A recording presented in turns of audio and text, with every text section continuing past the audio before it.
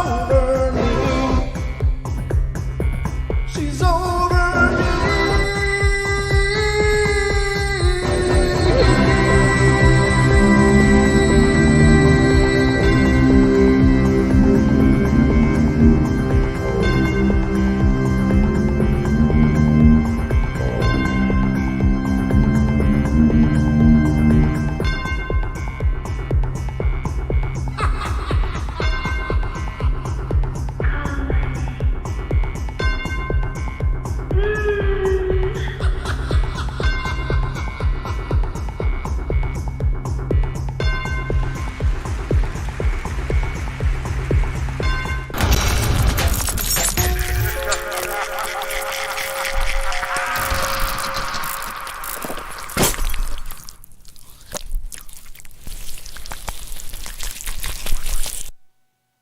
Hey, everybody, and welcome to the Paranormal Portal. I'm your host, Brent Thomas, and we are live. We're live and unrehearsed, folks. We finally made it. Had an update spring itself on us just as we were launching the show. So, an imperfect OBS, Microsoft Windows, PC world kind of timing. That update took exactly 10 minutes, which was not expecting. But anyway, we are here. We're live and we're underway. And thank you, all of you, for being here with us. That's always the best part, of course. And by us, I don't mean just me. I'm talking about myself and my good friend and co-host, and currently unmuted, Don Longbeard. Oh, hey. What's happening? Hey, what's happening there, big fella? I'm glad to be here, that's for sure. Sure am I, too. I just love this stuff. Oh, wow. I didn't remember to do much, did I, here? I'm kind of out of practice, Don, because on Wednesdays, I'm always rusty. I'm always forgetting. Did I turn on this? Did I do that? No, I didn't do that. So I'm going to do it right now while we're talking, but how you been, man? Doing good. Yeah? Apparently, I got something finally figured out on my computer here. Woo! It's moving. Oh, really? Yeah, good. Wow. Well, hopefully you'll... Louise. Wow. I didn't mean that happen.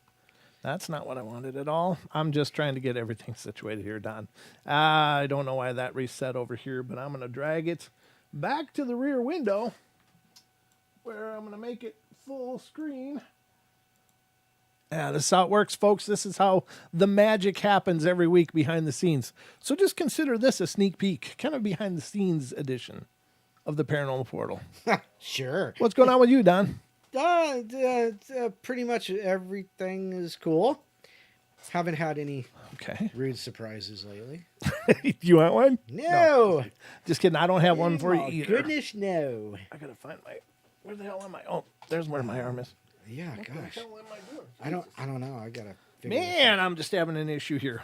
Boom. Incredible possibilities There's the and lights. more. That's us, Don. That's our show tonight. That's the and show tonight. yeah, if you're new to the show, this is pretty much how it goes. This is Welcome to the show. This is about as good as it gets. No, I'm just kidding. We're just so what happens is after the 2 days off, I'm always, I don't know, I just get like a million miles away from doing the shows, and then when I come back on Wednesdays, it's like, yeah, I mean literally, I just go stupid. I do, Don. Well, I mean, I might already be there, but I just feel more stupid on Wednesdays. It's like, oh man, I forgot that. So this is my process, and it's nothing pretty. And I'm not proud of it, folks, but this is how this is how I work, and it might be a little bit frightening, but we'll be okay, folks. The good thing is we've launched the show now, and that's always the biggest part. And sorry for the wait. Again, we had to do an update that sprung itself on us as we were launching, but the good news. The phones are working. Oh my goodness. There you go, folks. The phones are working. We are able to take calls finally. Thank God. I don't know. It's kind of flaky. It's weird, but as far as I know, it is working. I'm not currently from Bensalem, Pennsylvania, but What? that's where it says my host numbers. That's us. We're connected, but That's weird. I don't know if it's because Skype just does random numbers when you call. Yeah, So but maybe that's only been happening for the last few weeks. yeah, I don't know. It's just weird. But anyway, the phones are working, folks. So if you want to call in and be a part of tonight's show, you've got something paranormal to share or something to get off your chest, paranormal related. I mean, this isn't therapy, so don't think we're not going to listen to everything. But if it has to do with the paranormal, we'd be happy to hear about it. And you can call in by dialing 720-923-0500. And we have a call online. We do already. Wow. Yes, guess who that is? I think I recognize that one. How you doing, Carlton? I love your Homer voice, Brent. I just thought I would give you a test call to make sure it actually is working. It seems it is. It seems it is, and it actually sounds almost respectable, so that's good. I think we're on the right path. Yeah, it's fantastic. All right, brother. Well, thank you. carry on, gentlemen. Thank you for the beta Excellent. test, and yeah, thank you, Cool. brother. Cool to hear from you. All right. Here we Yeah, go. good to hear from you. We are Oops, I cut 'em officially off. on the way. All right, folks. See, we're getting a little better all the time. So as long as we continue this trajectory, we might actually get somewhere someday. But Downwards is a trajectory. well, upwards trajectory. Okay. Let me qualify that a little bit. Give me throw a qualifier in there. Yeah, we need them, don't we? Yeah, I'm trying to think. Is anything else going on? Of course, on Friday night, remember, folks, we got our very own Deborah Varner joining us right here on the Paranormal Portal. Is kind of a Christmas present to all of you guys. I know a lot of you really love those call-in shows where you can get free readings, free psychic readings on Friday nights. So don't miss your opportunity for that. That'll be Friday night right here on our YouTube channel, as well as it'll be simulcasting on TFR, iHeart, TuneIn, and TalkStream Live. But remember the phone number, because that's going to be your ticket to the future. You can call in 720-923-0500 on Friday night and get a reading from Deborah. I'm really looking forward to that. It's been a while since we've had her, so it'll be a lot of fun. A great way to bring in the holiday season, I'm thinking. We also, Don, maybe next Wednesday we should do kind of a Christmas week extravaganza and give away some more shirts and stuff. Oh, okay. Yeah, I think we should. Well, not give away. We'll do the quiz show. We'll do the quiz, the Paranormal Portal quiz show, but The Christmas quiz. the Christmas show. It'll be the Paranormal Portal Christmas show. And so if you want an opportunity to win a Paranormal Portal shirt, then by God, you'd best call in a week from tonight. We'll do it. I just came up with that now. This is how I roll. I have no plan. My life is completely unrehearsed. I am spontaneous, but we'll do that on next Wednesday's show. So I hope you guys will tune in then. Tell friends, tell people about us, and please tell people about us now. We really appreciate that. When those of you out there that have done it, it really means a lot to us. But feel free to take these streams, whether they're live or just some of the older streams, share them on your social media so people can get an idea what the hell's going on over here.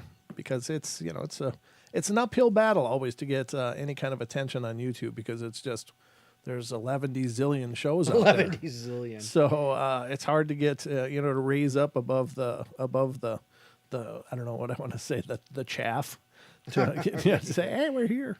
So I don't know, and certainly you could dump a bunch of money into it, but even then, a lot of times those are just ignored.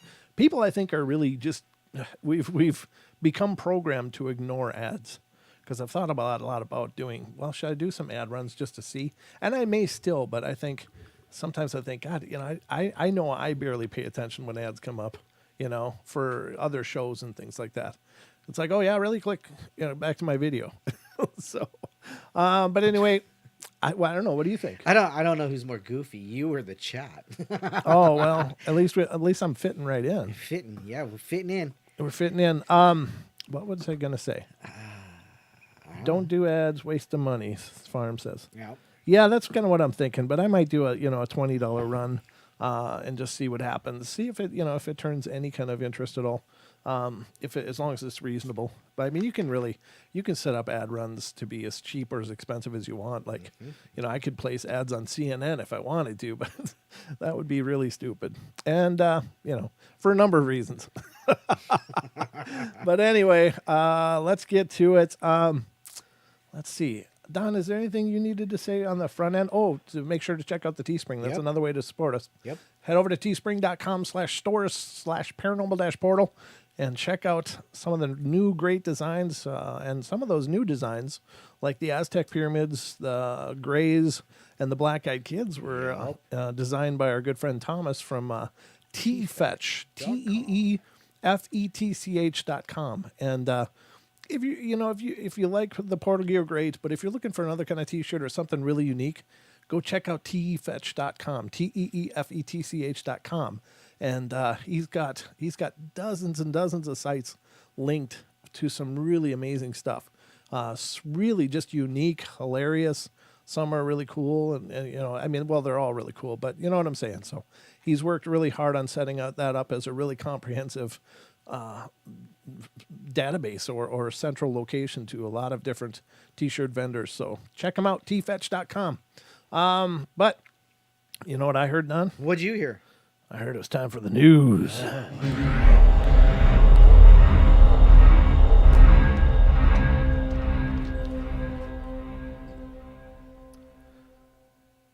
Welcome to the Paranormal Portal News Desk. I'm your host, Brent Thomas. And we are, of course, here on Wednesday night. And on Wednesday nights, there's always news, isn't there? Isn't there always, Don? Yeah, thejust always news somewhere, I'm sure. Oh, shoot. I had something that I was going to read. And I just went and happy scrolled it right out of my life. I just rolled it right out of my life. So happy. Seymour. No, I'm not even going to read that. It's Tom DeLonge. Okay. Now I got to scroll and find out where the hell it was. Ding dong. Where was it? Where was it? Oh, It wasn't there. No, not there. Let me refresh and see if anything. Yes. No. We need to be refreshed. Nope. I guess there isn't anything on that one. That was not where I was going to read something from. Okay, here's one that I think is really funny. I think this is really funny because it's really one of those one of those stories, folks. And I'm not making fun of them for writing it or whoever wrote it and put it together. But I'm interested to hear what it has to say. But the headline is kind of like, yeah, of course. But what I'm talking about, folks, is, if you can look to your screens, is the secret government bureau hiding proof of UFOs in space? This is where you go. Huh? Uh-huh. Yes, of course they are. But let's see what this article has to say. Coming from animalien.com, it says, despite UFOs appearing on NASA's live feeds and astronauts saying they've seen them, NASA maintains they do not exist in space and claim the Apollo sightings were just confusion. Sure they were. Sure they were, folks. Nothing going on here. Just confusion, folks. Other than a report on lights on the surface of the moon, Project Moon Blink, the agency has never declassified anything on anomalous objects in space. And I think that says it all, Don. They haven't declassified it. So it doesn't mean they don't have it. What that statement says is they just never declassified it. Mm-hmm. So, for sure.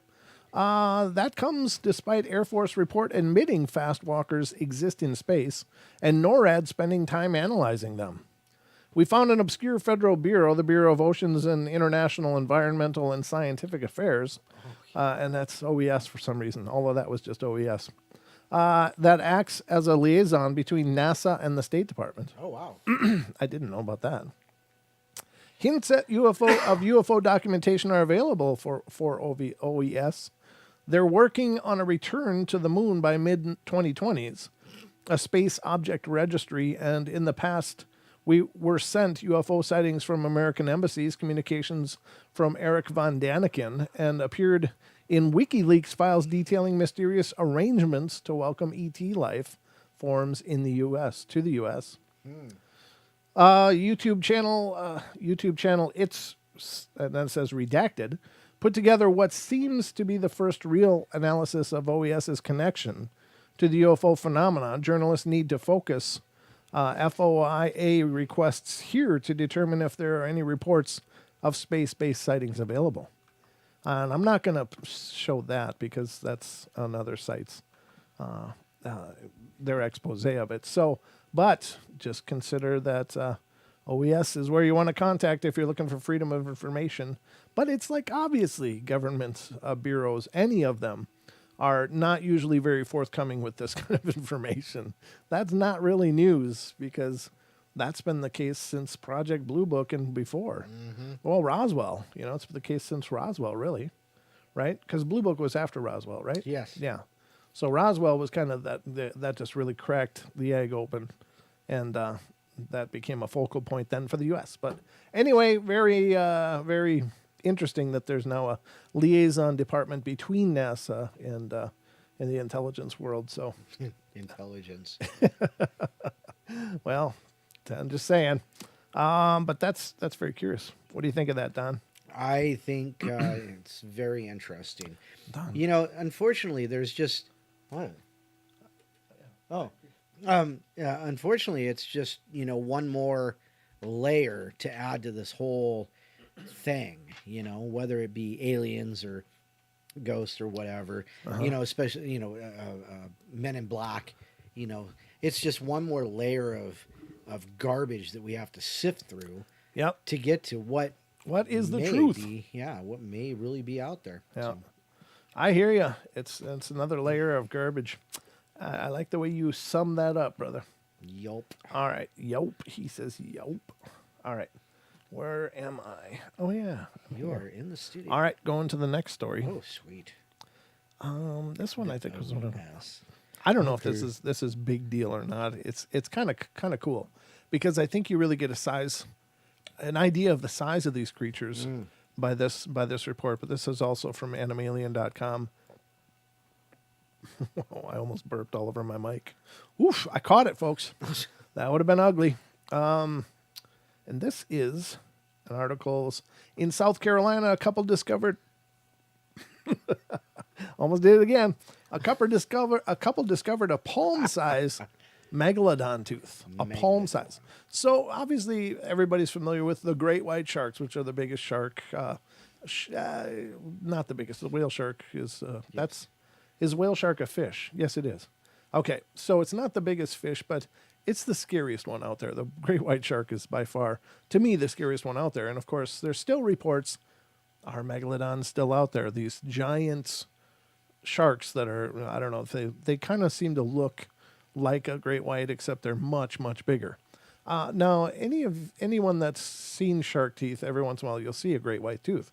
And great white teeth are probably what, Don, about this? What would you say? I'm looking for something like, I don't know. right around the size of, Yeah. no, that'd be even big, wouldn't it? Maybe like half of this. Yeah. So like half of this remote would be like a great white tooth. And then if you think of a palm-sized tooth, that's what the megalodon had in its mouth. And, you think of like T-Rex.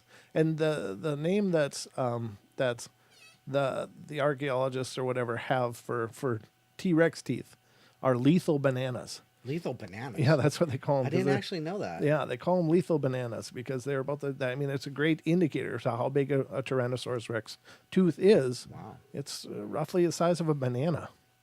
And then you get an idea for this shark. Now, they've got hundreds of teeth in that mouth. And then it's about the size of a school bus. And that's just a lot of problems. That's a lot of problems. But anyway, they found it during a stay on the Stono River in southeastern South Carolina. A woman named Jessica Owens found a huge artifact in the sand. After a while, it turned out that it was a megalodon tooth. After a while, it turned out it was a megalodon tooth. That's a weird sentence. Yes. Okay, what was it initially? It's a big bone. Yeah. The woman called her husband to look at the find, and the couple was very excited and at the same time scared. Not every day is it possible to know the size of the creature that lived in the distant past. That's a weird sentence, too. Surprisingly, the remains were on the surface of the earth and not somewhere in the deep sea or at least deep in the soil. Now, I wonder if was it actually a fossil or was it an actual tooth? Because there are claims, people have claimed that they are still seeing these enormous sharks out there. The length of the tooth was 14.5 centimeters, and the weight was almost half a kilogram, so about a pound. According to the couple, the tooth is simply incredible. They still can't believe that they possess an item of about 5 million years old. It's known that it is known that once coastal areas of South Carolina were underwater. As a result, scientists often find here various remains of ancient animals. However, despite the richness of the fauna in those days, finding the elements of the skeleton of a megalodon is a great success. Well, there really isn't a skeleton, though, is there? Because it's all cartilage, Yeah, well, much yeah. like a shark. Yeah. Megalodon is an extinct species of shark that lived approximately 23 to 3.6 million years ago. While regarded as one of the largest and most powerful predators to have ever lived, Megalodon is known from fragmentary remains, and its appearance and maximum size are uncertain. So you don't even know for sure how big they got. Wow. Most estimates of Megalodon size extrapolate from teeth, with maximum length estimates of 18 meters or 59 feet. Jeez. And average length estimates of about 10.5 meters or 34 feet. And the weight reached 47 tons. Wow. That's 94,000 pounds of teeth Yeah. and appetite. Wow. Their teeth were thick and robust, built for grabbing prey and breaking bone. They were probably really, really angry because they couldn't brush their teeth. Yeah, that'd suck. Although they probably weren't eating a lot of candy. So there wasn't probably the issue of tooth decay. Those darn sugars. But there you go, folks. Yeah, those are huge, though. I mean, you Yeah. know, looking at that picture. Yeah, restoration of a fossil shark. Yeah, that's a megalodon jaw right there. Well, that was restored, but still, look at the size of that. Yeah. 1, 2, 3, 4, 5, 6. It could easily eat 6 men. That's a lot of Jonas. That's a boat too, Jonah and the boat. Yeah. Wow. Well, That's maybe huge. it wasn't a whale. Maybe it was Jonah and the Megalodon. Well, there you go, folks. I didn't know that about megalodons, but I do now, and I feel better because of it. So I'm hoping we share that. All right, close that out. Let's get to the next one. I don't think there was anything else on this one. Yeah, I was a little shocked that they seem to be recycling stuff a lot on this page. Yeah. That's weird. All right, let's go over to here because I know there was more more over here. They apparently solved the Zodiac Killer cipher Yeah, I after heard that. 51 years. Wow. Ugh. I thought there was something here I was going to read, though. I'm just looking, folks. It's been a real marathon day. Actually, a marathon couple of days. I've gotten a lot done, which is really good. But, well, there's more monoliths appearing. But I don't know why people are really wasting time with the monolith things, because it's obviously... trendy. It's trendy, yeah. Because obviously the monoliths are just this, yeah, it's an art trend is all really what yeah. it is. If they were weird obelisks that were appearing and there was no known cause for it and they defied explanation and they didn't look like they were made here, that'd be really interesting because that could mean something really fun is going on or really scary. But, Yeah. oh yeah, this is the Tasmanian tiger DNA detector. There really isn't much here, dude. Wow. There's one report from Africa that's kind of interesting. I guess we can get into that.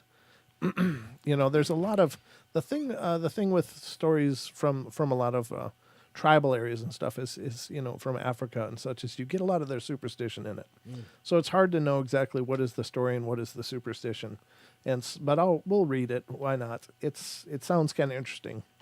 But apparently, and this is coming from unexplained-mysteries.com, it says, creature blamed for mystery bridge deaths.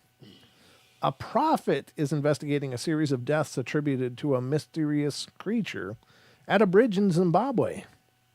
The anomalous deaths, which have all occurred near a bridge over what is that, Mitsubishi? Have fun with that. Isn't that Mitsubishi? Is that like a bad pronunciation of Mitsubishi? Mitsubishi River in Guangdong town began all the way back in 1970s when a number of male school pupils drowned in the river while collecting water. Oh, it's horrible. Wow. According to the stories, the victims would report seeing a fish in the water before drowning. The survivors would then return to school to tell the teacher what had happened. I'll bet you that's one of Jeremy Wade's big catfish down there. Oh, yeah. Yeah. Now the same thing seems to be happening again, except this time the victims are all adult males. Oh, it doesn't. It's man-hater, Don. As a Hall & Oates song goes right through my head. She's a man-eater. Yeah, Prophet Maluli Moyo of the Zion Apostolic Church. Jeez. Zion Apostolic Church. Here, have a drink. I think I will. Thanks. I think I may need a couple of them. In Central Africa has been attributed with solving several similar mysteries. Has now been tasked with investigating the deaths. It still remains unclear exactly how the drowning occurs because the river is so shallow, and the victims had stayed at the river's edge. Some of those who drowned were reportedly gold panners who had been there to bathe, and others had simply been there to collect water. Some suspect that a creature, such as a mermaid, might be grabbing or luring them into the water. Jeez. Well, you know, mermaids need love too, Don. Yeah, apparently. Those are called sirens. Yeah. Now it's suspected that this creature is now targeting men that will be bathing in the river, said Moyo. Each time someone drowns in the water, there's usually a series of funerals which follow, which are recorded in the town. It's like that drowning incident would have sparked or ignited some evil spirits, which hovers around the town. According to Pastor Michael Ndlovu, I think that was pretty good, right? Ndlovu. 3 people have already died at the river this year. We have to go through the correct procedures and inform the relevant authorities, he said. So far, however, an explanation to the mystery has yet to be found. I think they should be calling Jeremy Wade, dude. There you Seriously. go. Yeah. If it has anything to do with the river, Yep. get Jeremy Wade there, and he'll catch the hell out of it. He'll stick his hand down there and noodle like you've never noodled before. That guy pulls out these huge lunkers all the time. It's Yes, like, he nah. does. Even in the Mississippi, Don. One time he was down right near the Gulf of Mexico, and he was doing some fishing on there, and he pulled out something about the size of a small car. Wow. I was like, oh, God, that was in the river? Then I'm going back to my childhood thinking, I didn't die. I was swimming in that river. Yeah, I know. And then you hear the stories about, like, bull sharks. Ugh, I mean, they can go way up. They've been reported up into, like, Missouri and stuff. right. You know, and that's surprising, but I guess they can handle either salinated water or desalinated water. It doesn't matter, fresh or salt water. They can survive in both. And they apparently like fishing boats. Oh. They sit and follow fishing boats around, and then when people get a fish on, boom, they go in and get it. They go and get the fish. Wow. Yeah, what an opportunistic. Smart, though. That's very smart. But could you imagine water skiing and seeing that fin pop up? Oh, God, no. Yeah. No, thanks. Don't fall. Get back in boat. No, that'd be horrible. So there you go. Farm says up the Potomac and Delaware as well. Wow. Yeah, it doesn't surprise me. I mean, and they're such an aggressive animal too. I guess they got the testosterone level of a bull elephant. They have a broken X. Yeah, they're grinding out the testosterone. Like they're pissed all the time. Apparently they are. I don't know, but yeah, bull sharks are no joke, man. They are way aggressive. But there you go, folks. I hope you've enjoyed this bit of our news. Did you enjoy it, Don? I always enjoy it. Don enjoyed it. There you go. That's a mark of acceptance right there.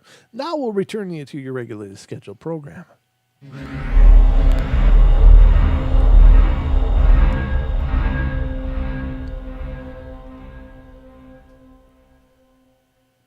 Welcome back, folks. Back here at the Paranormal Portal regular desk, not the news desk. It might look the same, but it's not. It's different. There's a little bit of difference if you look close. We turn from the left to the right. I kind of sit like this. No.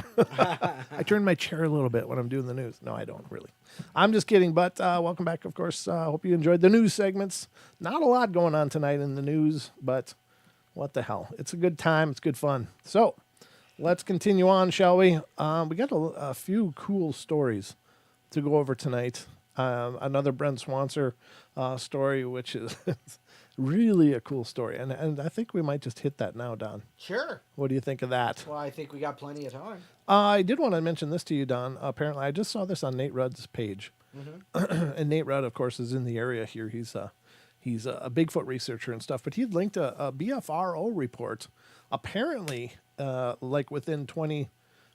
how far is Priest River? How many miles from right where we're at now? Priest River is about 35 miles. 35 miles away, folks. Yeah. As of February of this year, there's a BFRO report, Class B report, in Priest River, which is still in Bonner County, the same county we're in. Yep.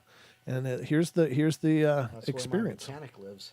Oh, is it? Yeah. Okay. And he says this happened in spring, February of this year. It says, I live in the mountains and been a logger my whole life. And I've never heard anything like this. For 15 minutes, this thing screamed in a low, deep voice. My dogs wouldn't go outside, and this is from Priest River, Idaho. I also noticed the night was dead quiet while this was going on. And he said, I just went to let the dog out, and I heard it. And we found tracks in the snow in 2017, lots of them, plus one set of butt cheeks in the snow next to a shredded deer. Chili. I don't know. Maybe that's soothing. I'm not sure how that works. Well, he was sitting there eating the deer. Yeah. You know, it's pretty obvious there. Yeah, Yep. That's an obvious one, Don. Jeez. And apparently this happened at 11 p.m. On a cold and clear night.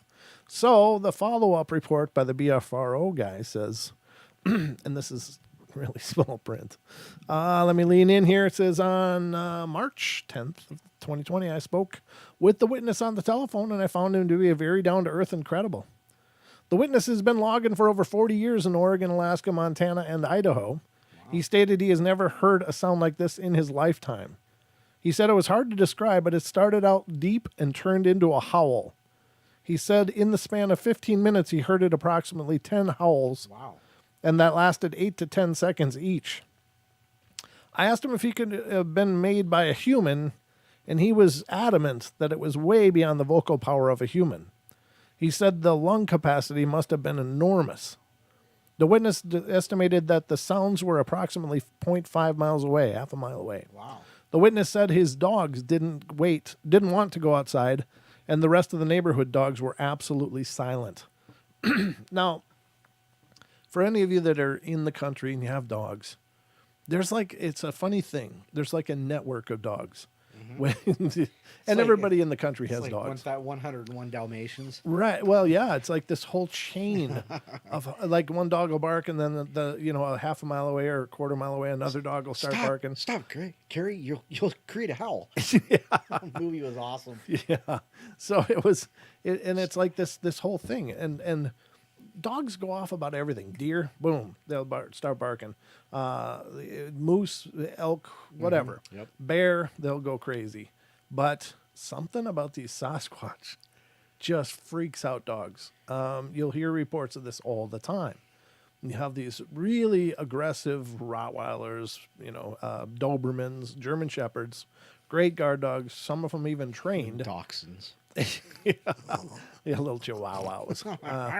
And they will suddenly and without explanation just go timid and go under beds and stuff. And usually it's because they're picking up the sounds before the people are. They can hear these things coming. But whatever it is, they know to stay the hell away from it. And I'm not saying it's Bigfoot. I'm not saying it's not Bigfoot, but it's Bigfoot. Sounds like Bigfoot. That's what I am saying. So said the dogs in the neighborhood were silent. The witness said that there was a ridge that leads into the wilderness, which goes all the way to Canada.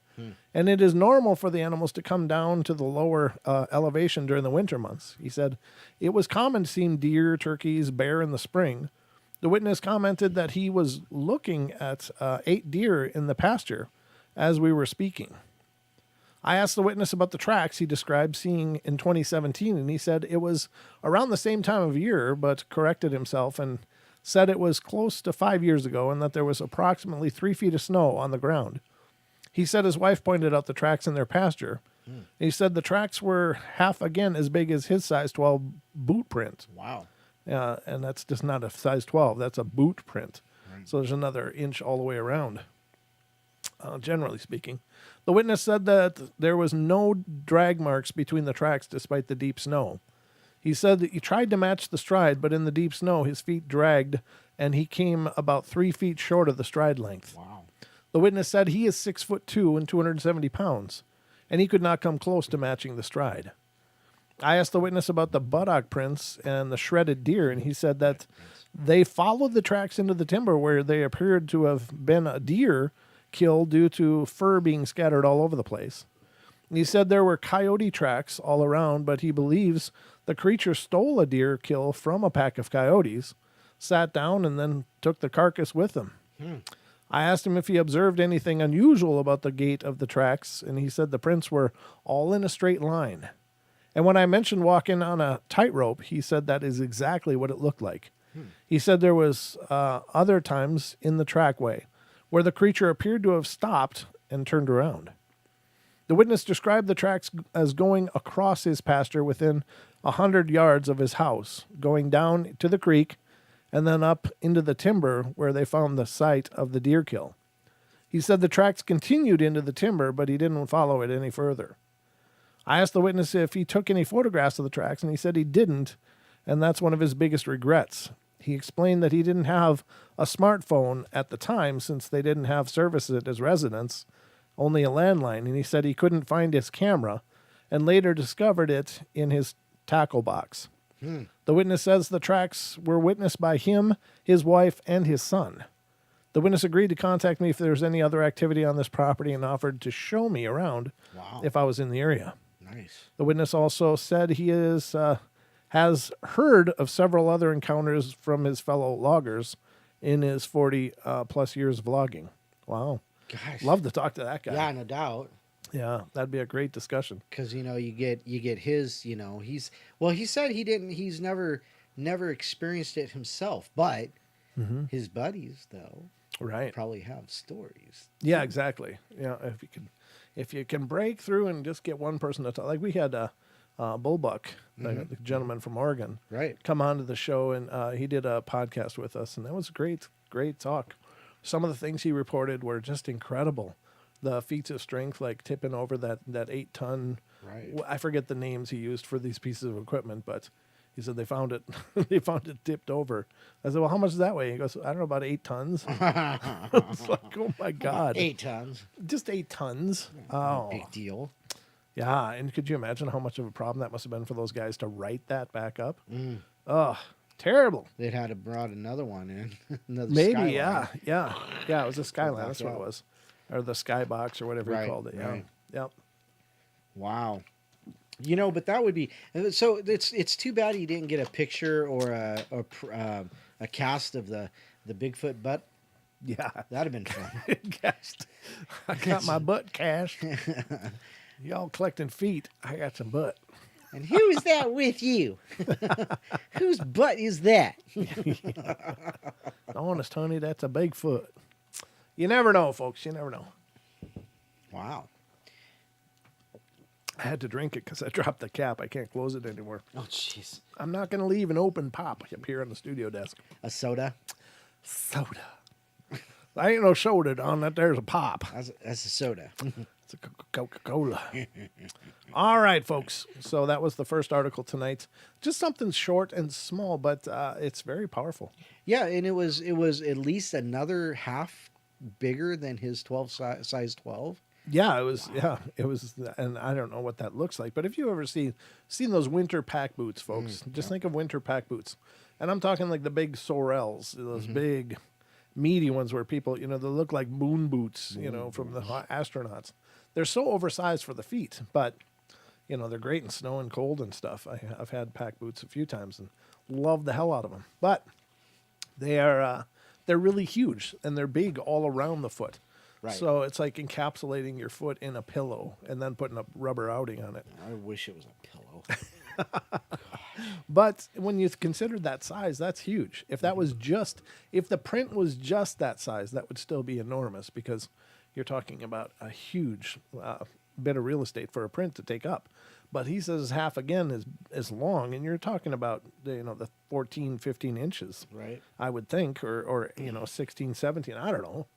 I don't know how the hell long they are, Don, but they're long, right? They're long. They're long. So, all right, we're going to get to one of, what was this? Oh, yeah, that's another thing we can get into. We're going to get to some creature stories in a little bit here. But I wanted to bring you this article because this is one I'm actually excited to read myself. Oof. That was a... I want to give a shout out real quick. Can I give a shout out? Of course. I want to give a shout out to the 3 dipsticks that gave us thumbs down. Oh, love ya. Love you, mean it. Yeah. How long have we been on now? We've been on for like 15 minutes, 20 minutes maybe. And already 3 of those upside down. Oh, that's okay. We really appreciate your interaction with our video. And Thanks for stopping by. thanks for being a dick. We appreciate some. Never mind. I'm not even gonna continue that. Now, I just figure if they're wasting their time coming by, we get a view. Yep. And then if they're wasting their time giving us a thumbs down, we get an interaction. So they're giving us a gift every time, Folks, if you don't like a show, stay away from it.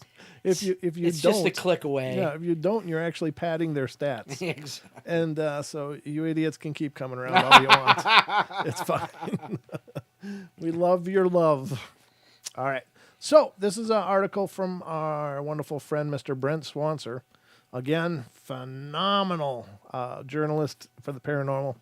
He's the cream of the crop as far as I'm concerned. He does have a Facebook group I would encourage you to get involved with because he's just a great guy too. I mean, the guy's hilarious. Every weekend on his Facebook group, they do movie clips and post up movie clips and things.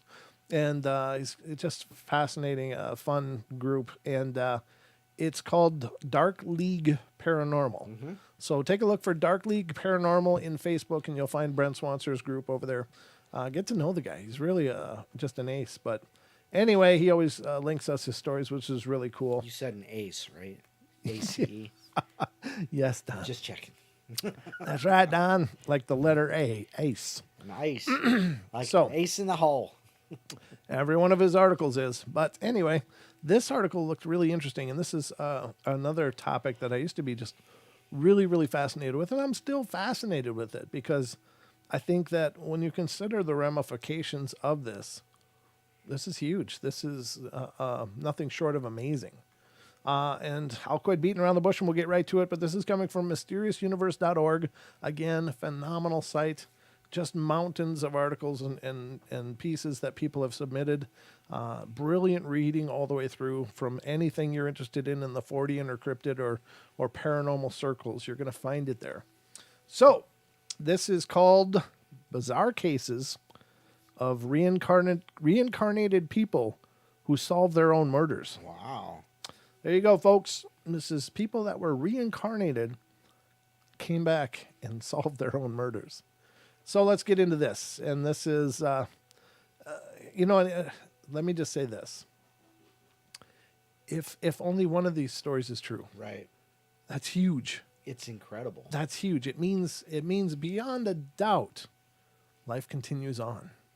And I think that that's one of the eternal questions. And people that have faith and people that have belief that life continues is really powerful. But this is really, really proof of that possibility that, that we do. I mean, it's proof of a couple things. Life continues on, and it may be proof that some of us come back and do it again. Perhaps there's things we didn't get done. Perhaps there's things we didn't do well at all the last time around, so we're going to take it again.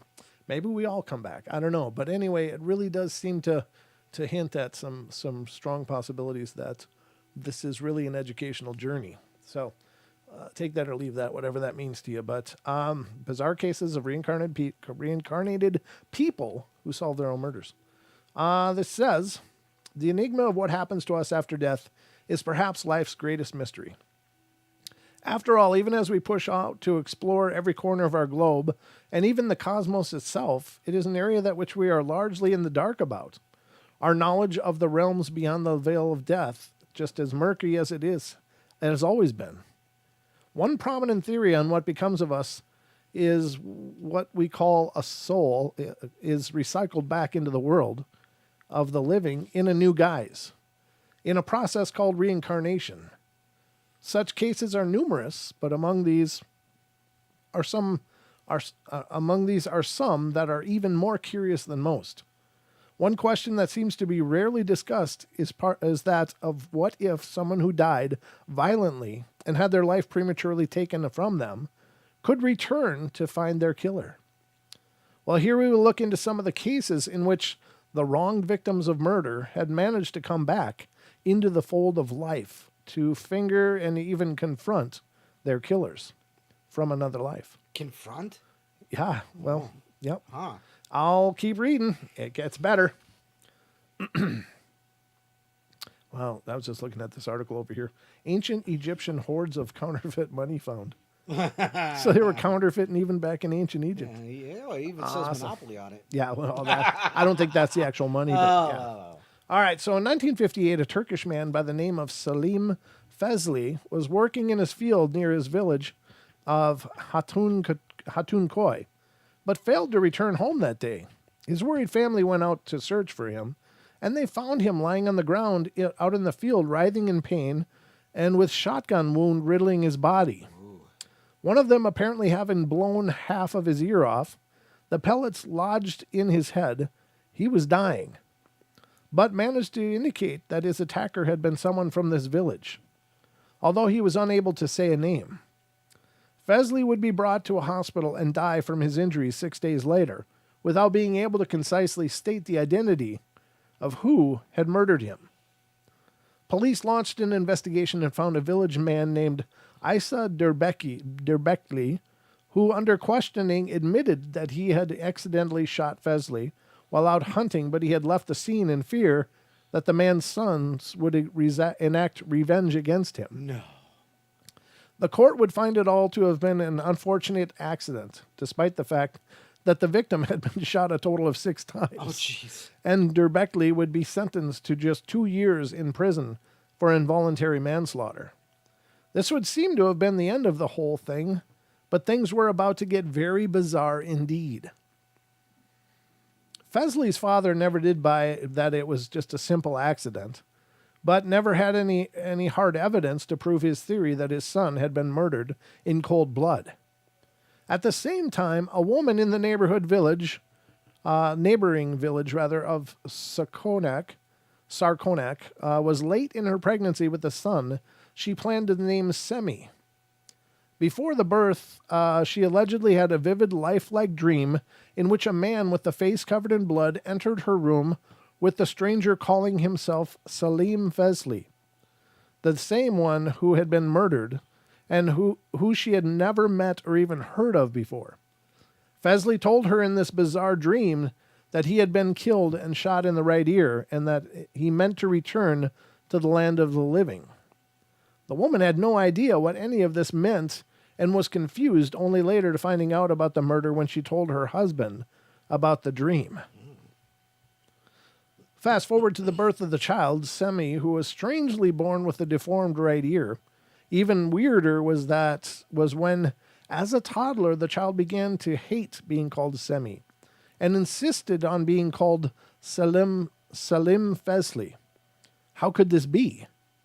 As the boy grew, he seemed to have memories of the murdered man and began telling his mother that it had been no accident that he had been murdered in this past life, and that he could prove it. When he was just 4 years old, he allegedly ran away from home to find his way to Hatunkoy and actually found the house of Salim Fezli from his purported past life memory, telling Salim's widow that he was who he was and that he had returned. When he proceeded to tell her about memories and private matters that only her dead husband could know, as well as calling his daughter and sons by their correct names, she became convinced that the boy was telling the truth. Wow. And then bid them farewell and return to his own home in the present life. Semi's parents were apparently incensed by what he had done, forbidding him from going to Hatunkoy again. But the boy would frequently sneak out to return to his past family, much to his father's chagrin. Yeah. His past family always treated him as if he was a long-lost Salim, and even neighbors were convinced he had returned from the dead in the body of this young boy. As these visits went on, Semi told them that his death had been no accident and that he had been murdered by Isa Derbekli over a dispute. According to him, Isa had been angry about Salim's donkey wandering into his vineyard. An argument had ensued, and Isa grabbed his shotgun to shoot him as he took nap. He also expressed his intention to take revenge against his past life murderer. Semi tracked down Isa, who is now out of prison and selling bottles of schnapps as a traveling salesman. And the boy would pelt him with rocks and call him a murderer, proclaiming that as soon as he was old enough, he was going to get his revenge, that he deserved revenge. Isa, who had by this time heard the rumors that this young boy was the angry reincarnation of Selim, became very afraid. Yet, when asked about Semi's claims, he stuck by his story that it had been a hunting accident, denying everything. After all, who was really going to seriously believe the boy's stories? Semi would grow, and when he was 18 years old, he went about his plot to kill Isa. But finally had his mind changed when a close friend explained that if he were to do so, it would enact a cycle by which Isa would be reborn to get revenge on him, and begin a cycle that would last over the course of generations, possibly for eternity. That's a long time. It is, yeah, that's a lot of killing. This seemed to have dulled Semi's flaming desire for revenge, finally allowing him to forgive the past and live his new life. The case of Selim Fesley was first chronicled by Dr. Ian Stevenson, who is a leading researcher for the University of Virginia School of Medicine on the topic of reincarnation, and would later be covered as a case study by Trutz Hardow, one of Germany's leading regression therapists, in his 2005 book, Children Who Have Lived Before, Reincarnation Today. The case is interesting in that it combines vivid memories of a past life remembered by a young child of places he had never been to and people he had never met, as well as a physical remnant of the past life in the form of the deformed ear. Stevenson believed that those who are reincarnated often display physical signs such as birthmarks that mirror how they died in their past life, which he documented over a range of cases, and which Hardow also studied. Another case demonstrating this was a case originally investigated by Israeli physician and past life researcher Eli Lash, in which Hardow covered in the same book, this time revolving around a 3-year-old boy from Golan Heights, near Syria. Born into the Druze ethnic group, I don't know why I rolled that R, it just came out that way, Druze ethnic group, he came into the world with a long red birthmark upon his forehead. And as soon as he was old enough to talk, he one day matter-of-factly stated that the mark was from when he had been killed by an axe blow to the head. Wow.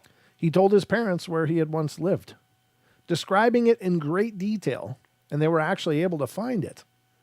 Locals claimed that the man who the boy claimed to be had vanished 4 years previously without any trace of what had become of him. For his part, the boy told them that he had not simply disappeared, but had in fact been murdered, and that he could actually point out who had done it. After giving the name of the alleged killer, he was confronted but denied it all, even as his face lost all color and he became noticeably frightened. Seeing as merely questioning the killer was doing no good, the boy then told authorities that he would do one better and bring them to where his body had been unceremoniously buried in the wilderness. Wow. He then purportedly took them to an isolated spot where they unearthed the remains of the murdered man, which bore a gruesome axe wound, which corresponded exactly to the spot of the boy's strange long birthmark. The boy even led them to where the murder weapon had been discarded, Ooh. and this was enough to compel the killer to admit to the crime. A reincarnated victim actually managing to solve his own killing in a past life. Considering that Hardow never gives any specific names and dates, this story is highly anecdotal, but very intriguing nonetheless. Yes. Another case comes to us from December of 1983 when a boy by the name of Titu Singh was born near Agra, India. As soon as he was able to talk, he insisted that his name was Suresh Verma and that he had 2 children of his own and a wife named Uma. He would constantly describe his neighborhood from a past life, explaining that his family ran a radio shop and begged his parents to take him there. More spookily, he claimed that he had been shot and killed by 2 men in his previous iteration, and would explain in great detail what had happened to him. Hold on. Just had a sniffle. According to Titu, one night he had gone to his home in his car, and as he was waiting for his wife to open the gate, 2 men had come rushing out from the gloom to shoot him in the head, with one of them a local businessman he named as Sadiq Johadin. It was all pretty bonkers, and although his parents didn't really buy it, Tito's older brother did his own investigation and found that there really was a radio store that had been owned by a Suresh Verma. The brother asked the shop about Suresh Verma, after which they explained how he had been shot and killed some years before, just as Tito had described. The brother told them that his younger brother was claiming to be the reincarnation of Suresh, and they advised he visit the widow Uma.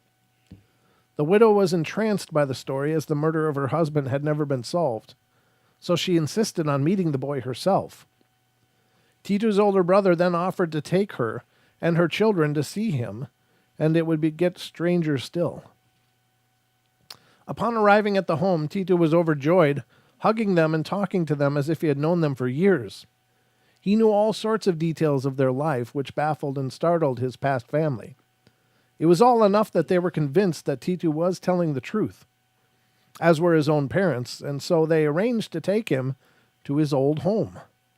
As a test, they requested that Tito show the way to the radio shop, a test he passed with flying colors, despite having never been to Agra before, at least in this life. To make it all more bizarre, when Tito's head was examined by Professor Chadha from the University of Delhi, it was found that he had a dent on the right side of his head, as well as a star-shaped scar on the other side of the head, exactly how a bullet might enter and exit the skull. When Tito told police the name of his supposed murderer, he apparently was so stunned that he confessed and was imprisoned. Wow. What are we to make of such astounding cases? Is there any truth to them? Or can they be explained away through mundane reasons? Did these souls really recycle back to Earth to confront their killers in a past life? It is certainly intriguing to think about that one might come back to solve their own death, and it further serves to stoke the discussion on what truly happens to us after we die. If anything, we may never have the answers we seek, but stories such as these serve to keep us guessing and thinking, and hint at possible mysteries of the unknown beyond our imagination. So, what mundane reason would you use to explain something like that away? I don't know. I don't think there is a mundane reason. If they can pull those kind of details, There's no way. The only thing we don't know is the veracity of these stories. Are they truly factual, or are they just some, if they were in books, you would think they were researched. Rather well, yeah. Yeah, exactly, especially by the medical community. So I really do believe in this kind of stuff completely. What could be more right and just than to be able to, have somebody who is so horribly removed from their life have the opportunity to come back and go, he did it. It was them. Yeah. And just to be able to close that. To close that whole cycle right there. Boom. Well, how can you explain away a 4-year-old kid running away from home, going to the town that he's never been to, yes, finding the family that was supposedly his family in the past life? Uh-huh. How can you? Where is the mundane explanation in that? Especially when they can provide so much information that only the family would know. Right. What's a mundane explanation for that? He just happened to tap into the Akashic records. What? I don't know. Well, and the other part of it is that these children are exhibiting physical manifestations of their past life demise. And so that means it's not just somebody channeling. Right. It's not just somebody picking up on a restless spirit and telling the story. They've had those marks their whole life, right? Because those were the marks that were left on. Now, I've heard that claim that birthmarks could very well be displays of the last way, the way you might have died in a past life. Right. Now, when Elijah was born, he had a birthmark right on the bottom of his left rib cage, on his abdomen, like it was as if he was stabbed. Wow. And I was like, wow, I wondered about that. It's like, could my own son have been through this before and, had an unfortunate ending somehow? And, I certainly hope not, but. Well, and then the question also, another question that comes up in my head is, is it just the last life, or was it just a past life? Well, it sounds like these kids were reborn Right, pretty immediately. quickly. Yeah, some Within immediately. years, Yeah, you know. yep, some immediately as well. And so that's, you know, I would think there would be, I don't know. That's the weird part. So if we are indeed reincarnated, I really, personally, folks, I believe in that kind of stuff. I really do.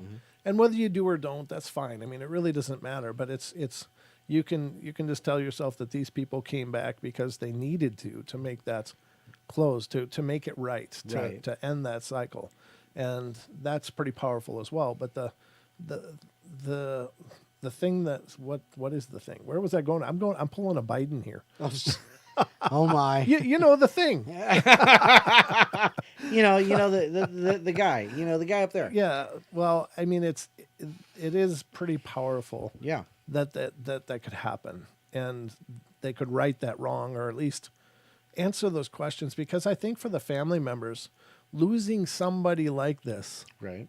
would be so horrible, and not to have the answers of what happened, it would be just like this constantly bleeding scar inside of you, inside of your heart, and to be able to answer that question, to know. I mean, the biggest thing is to know. Okay, their last moments on this earth might have been horrible in that experience, but here they are again. They're doing another journey, and yeah, I would, you still miss and love the person, but at least you know they're okay.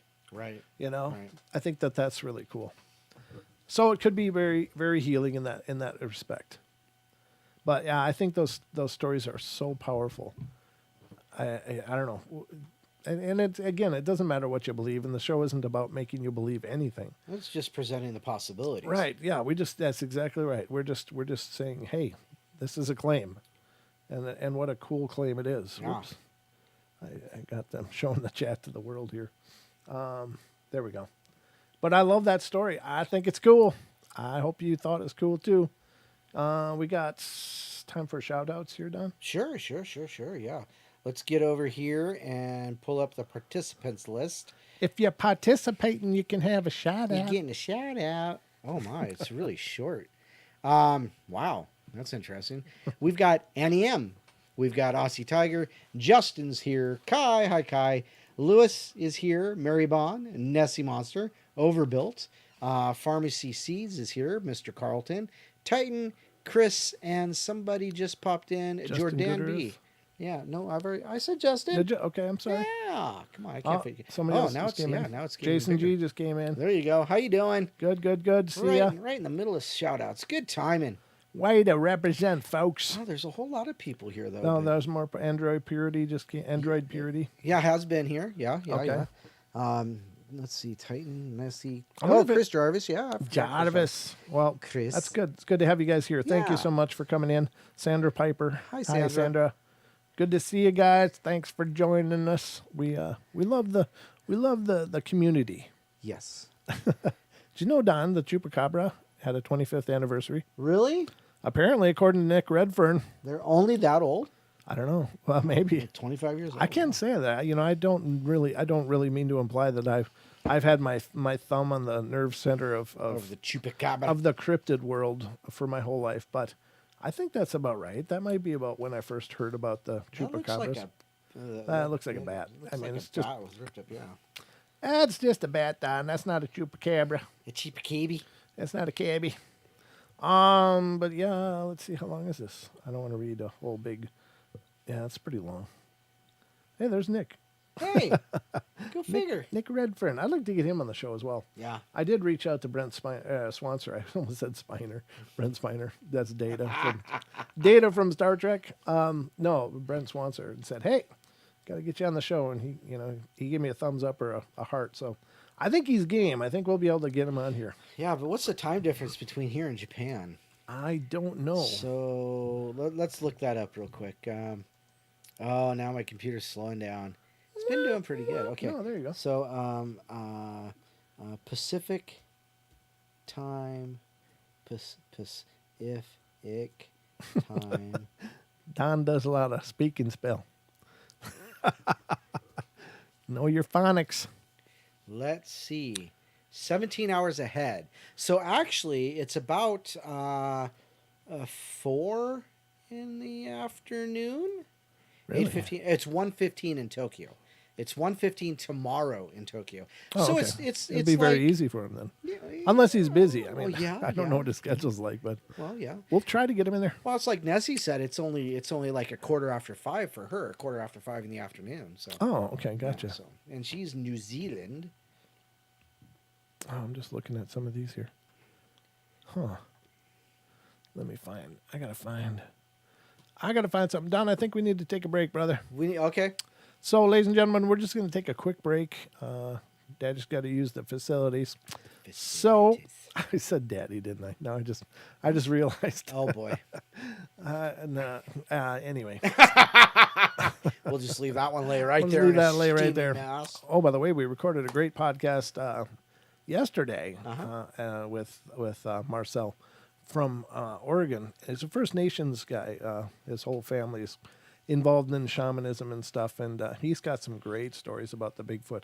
So make sure you don't miss the next podcast, which will be Sunday. And you'll be able to hear his stories. He's going to be back a bunch more too, because he was he's one of those guys that has so much to share. Right. And for some unknown reason, which I'm honored, he's chosen the portal to share it, and it's Right. like, wow. And he's been at this for his life, like a lifetime of going out and looking and researching and seeing what he can figure out. But that, along with the First Nations wisdoms and such, it's Right. really incredible. So make sure you tune in on, always tune into our podcast. But, Yeah. but this is Catch the new one. yeah, if you're into the Bigfoot, you're going to want to hear this episode, and we're going to get him back. I think we're going to have several shows with him because he wants to share it all. He's just decided after a lifetime of this, he wants to share it all. And so I'm just really super honored that he's chosen our show to do it, and we're going to air it on the podcast, so stay tuned. But we're going to take a quick break, so don't go away. Yeah, don't go away, Titan. We're just taking a break. Yeah, what? Where are you going? What do you mean good night? We're not going anywhere. Well, we are, but we're not going. It like, is a good long. night, and it's better if you're Gosh. still here. That's true. Don't go, Titan. We'll be back in like 3.5 minutes. Yeah, give us 3 minutes, and then we'll be right back at it, folks. Give me So 3 minutes. Give me 3 Oh. steps. Sorry. all right, let's go to break.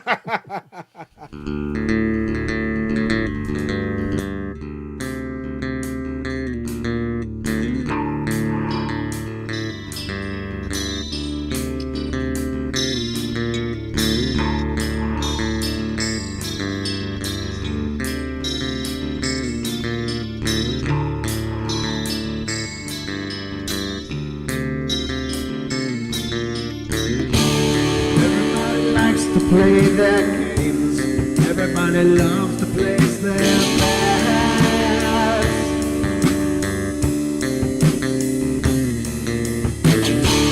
They don't understand the price I paid. They don't care to comprehend.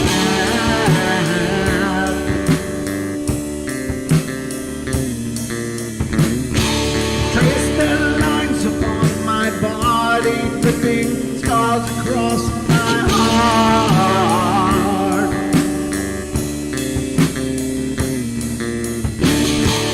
Raging anger pours inside me as their lies keep falling apart.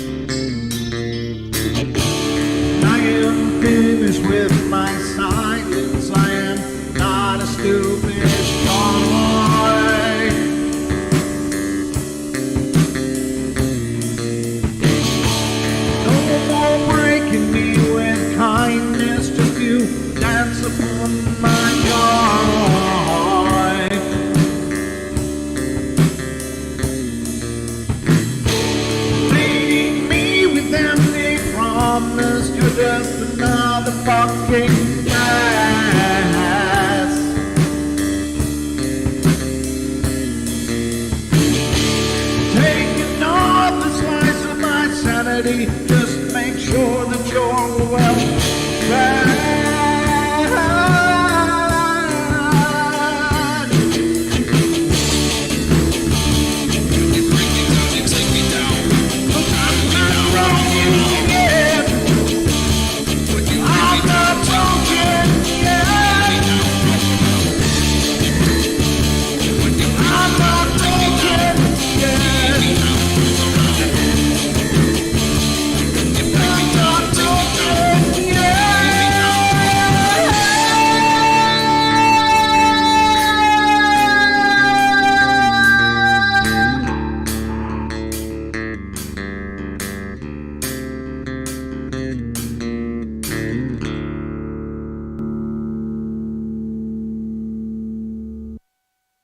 And we're back, folks.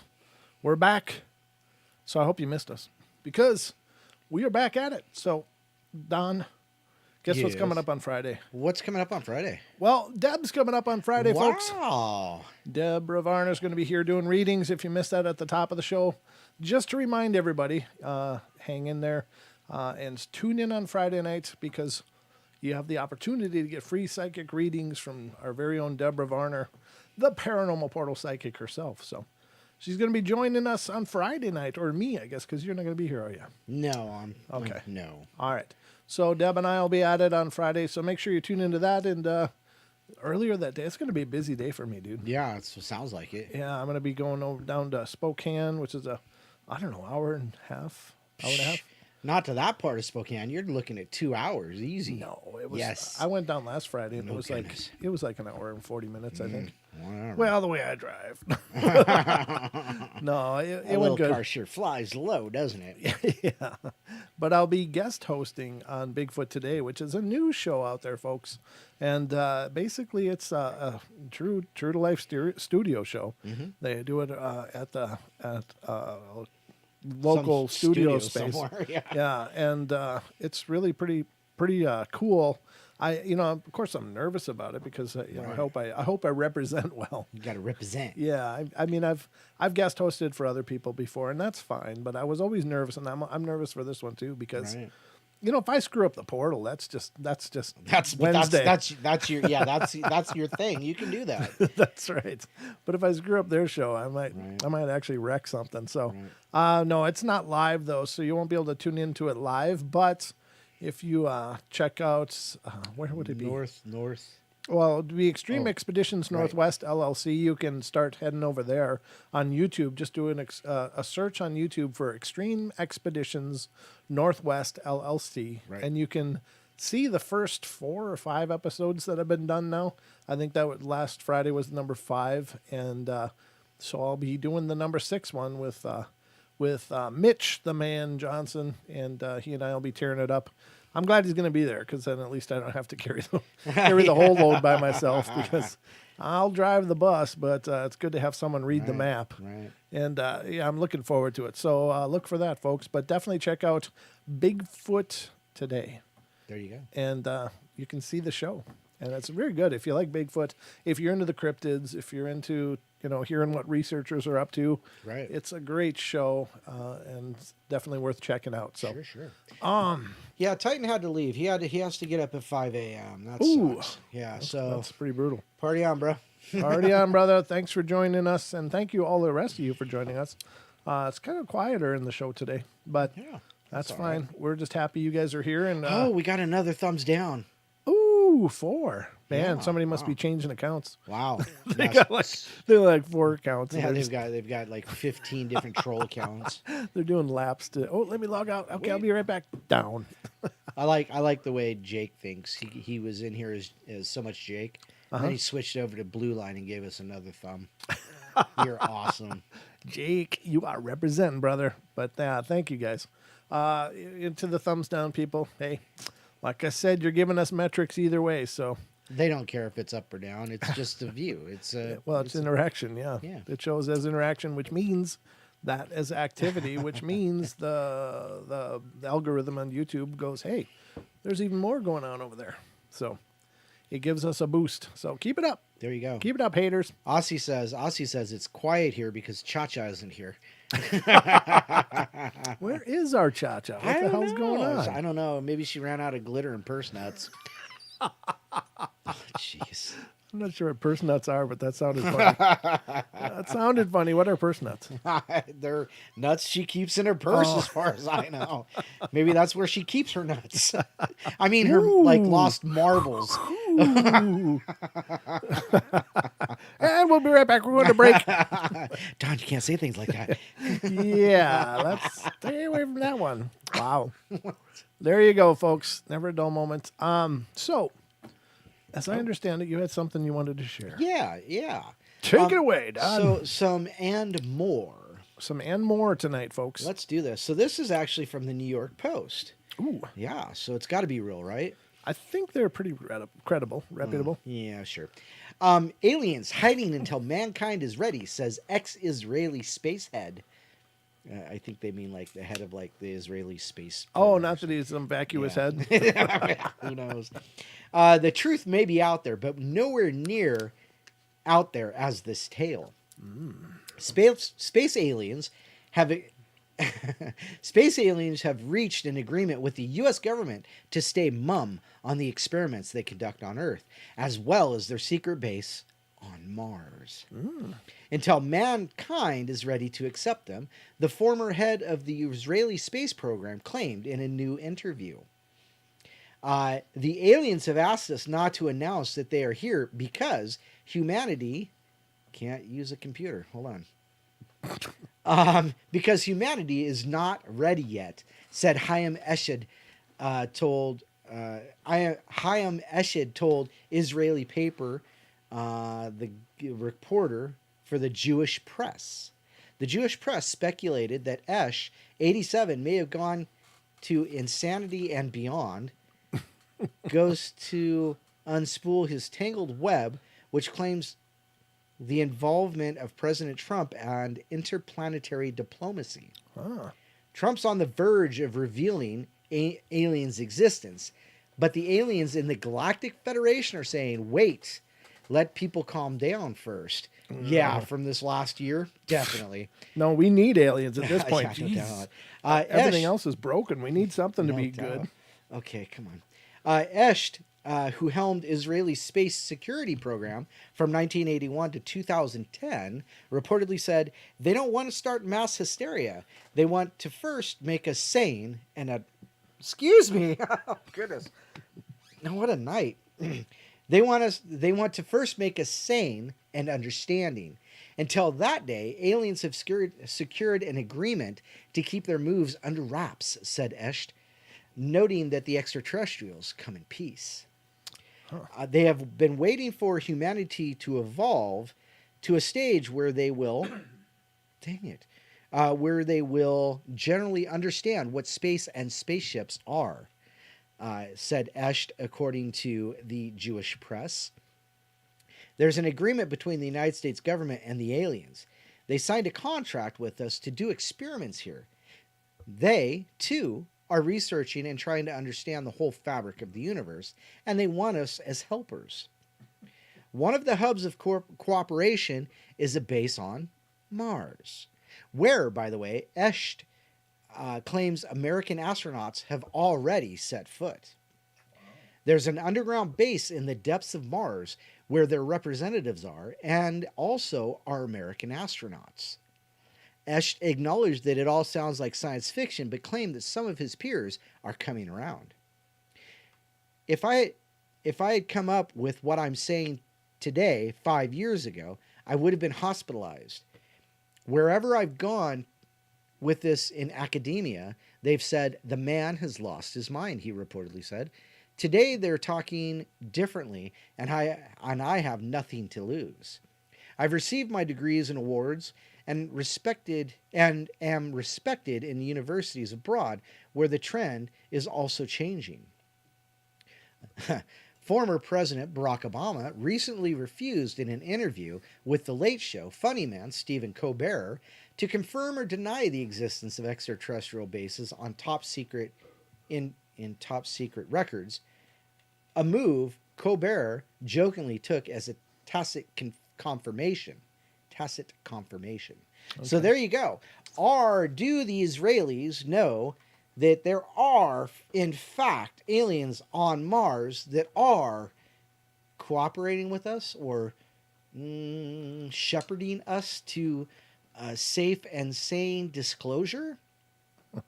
What do you think? I don't know.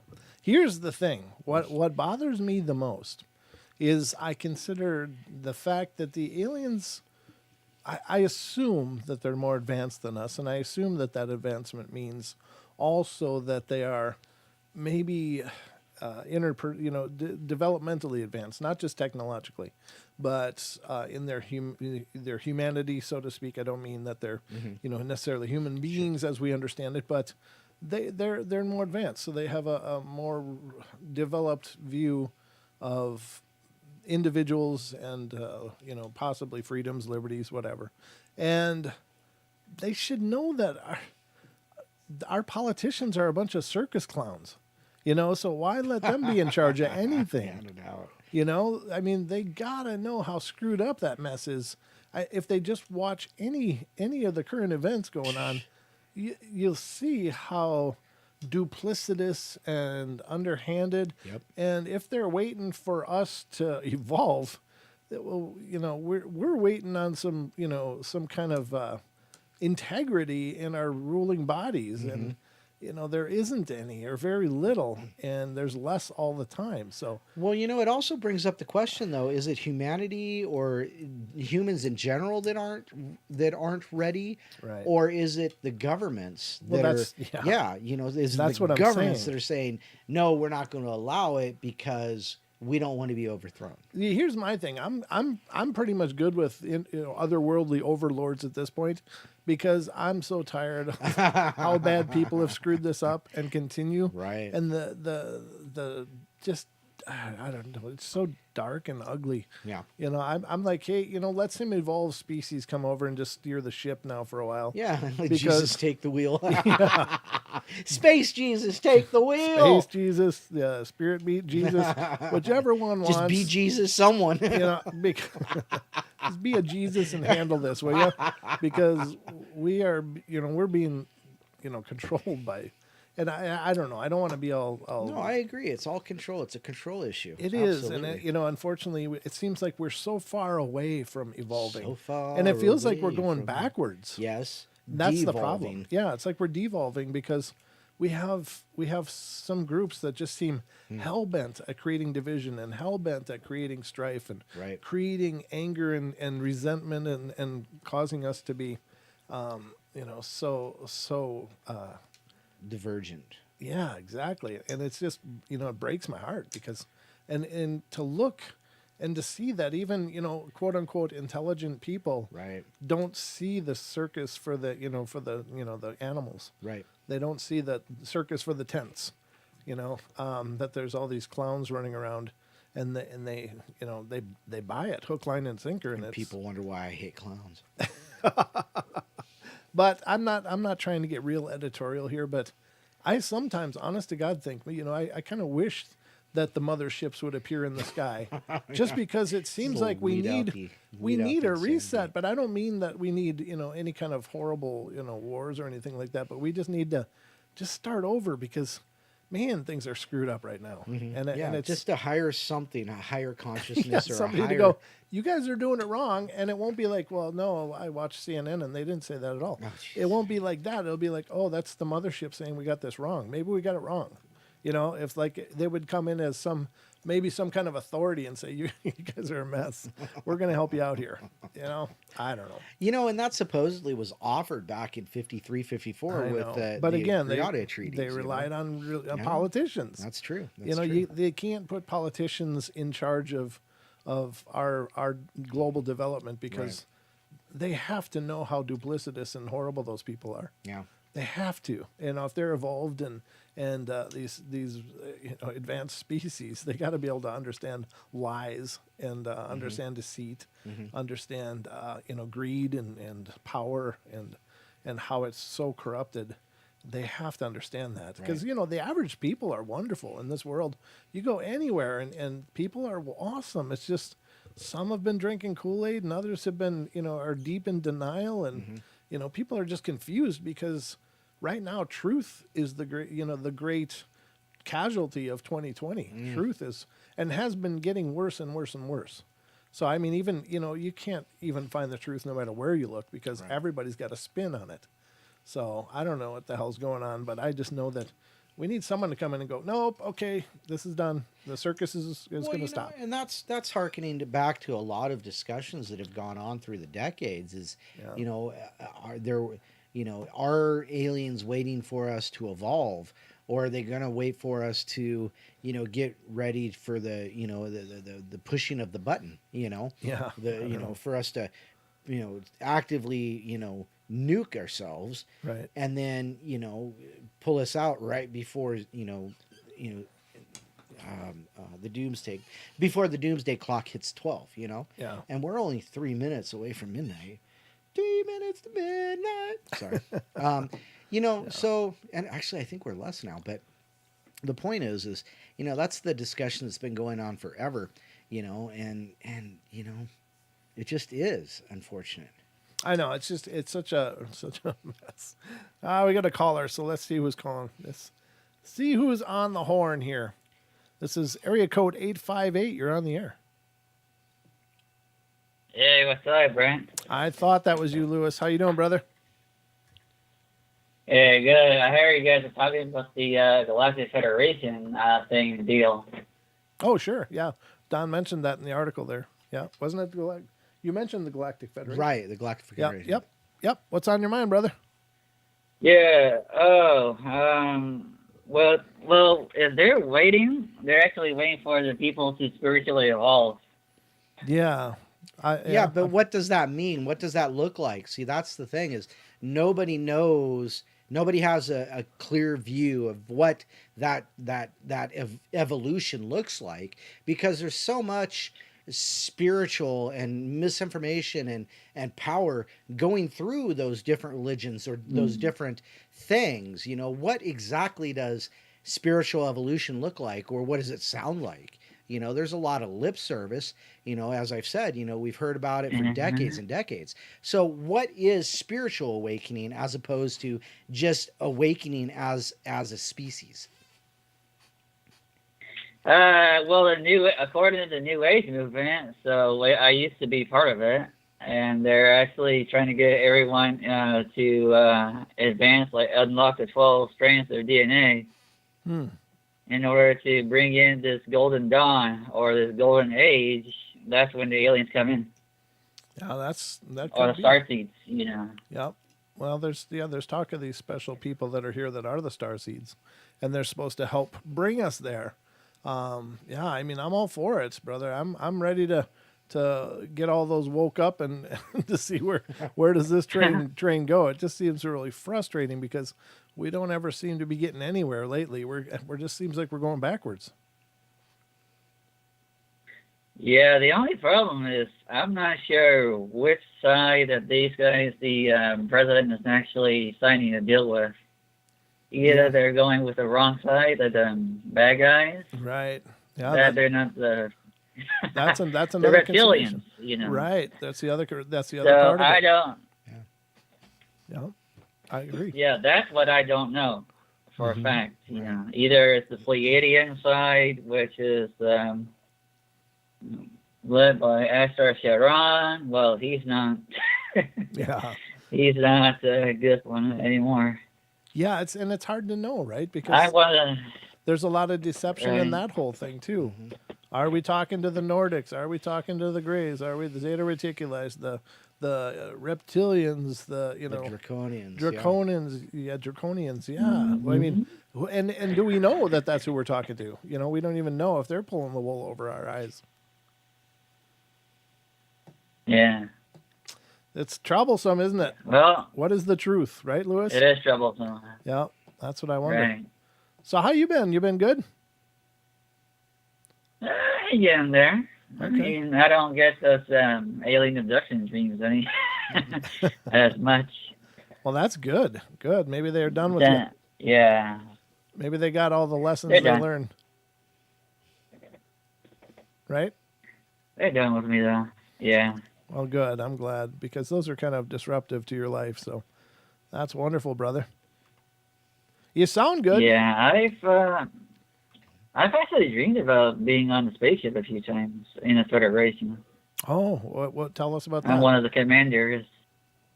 Tell- It's like I'm in like a starship where I'm in an officer, like a command center. Mhm. So I'm like a commander of in the fleet of Wow. the Federation. Very good. Very good. Well, tell them Yeah. to hurry up and take over. Get the rest of the motherships over we're here. just we're just doing things. We're waiting for people to unlock all the 12 strands. Well, I hope we do that too. So, 'Cause I imagine if we could do that, we would be doing a lot better anyway. Right? who knows? Maybe. Yeah, it's hard to know, brother. I don't. I don't claim to know either. Yeah, But I tell you, just- it's hard to understand what's going on, and it's hard to understand what does this all mean, and where is this utopia and this magic state we're supposed to get into that will allow them to come down. It just seems everybody's got a waiting game. Mm-hmm. There's a reason they're not here, and it's because of this or this or this. And I don't know how does one wake up DNA, Lewis? How does that supposed to happen? Do you know? Mostly through meditations and all the New Age mumbo jumbo that they want everyone to do, so that you actually get to know yourself Okay. before you know what your mission is. Once you know what your mission is, then you're enlightened. That's pretty interesting. Wow. Well, I think you should probably start helping people with that. Put out some videos on how to awaken those 12 strands, and I'd be interested in checking it out. 'Cause you hear stuff like that, but I don't know what that means. Is there a pill that wakes them up or meditation, like you say? That's cool. I mean, I can do that, but It's a long process, actually. oh, I'm sure. Yeah, I'm sure it is. I thought we only had two or three strands. How many strands does our DNA have, Lewis? There's two, mostly, but the rest are junk, where they got so Oh, okay. the more you So they do your activate. stuff, you activate other strands. Well, I might only have one strand currently, but I'll try to catch up with all you guys at two. It's like my last two brain cells. Yeah, exactly. It's good to hear from you, Lewis. Thanks for calling in, brother. All right, you too. All right, take care. Have a good night. You too. Bye. So yeah, that's all interesting, but I mean, we don't know what anything looks like. We don't have the ability to structure how we move forward in these particular things, whether it be, as I said, in just it being human, what does it mean, and spiritually, what does that mean? I mean, Yeah. does it come with the realization that aliens are actually angels, or and these are just postulations, Sure. or that we are star-seeded, Mm-hmm.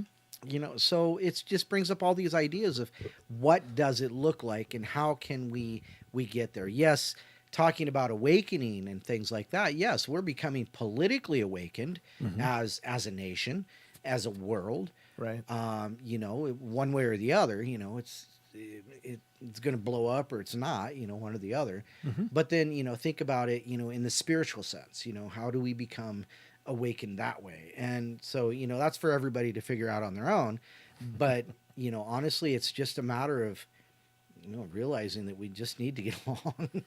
I think so. I think that's most of it right there. Yeah, I think so. It's a conundrum, brother, but probably we're not going to crack that shell here on the portal, but we can certainly talk about it. I wish I knew. I really do. I wish I knew what all that meant. Helping somebody become spiritually aware is, kind of a good thing, Yeah. So, I mean, that's why we do the show. That's why, Paisley and I do her show, and just kind of show a different way. So there you go. No, I think that's true. Very good point. Yep, time to awaken that DNA, folks. Make all 12 strands shine. Carlton says star-seated beats star-struck, eh? Yeah, I think so. There you go.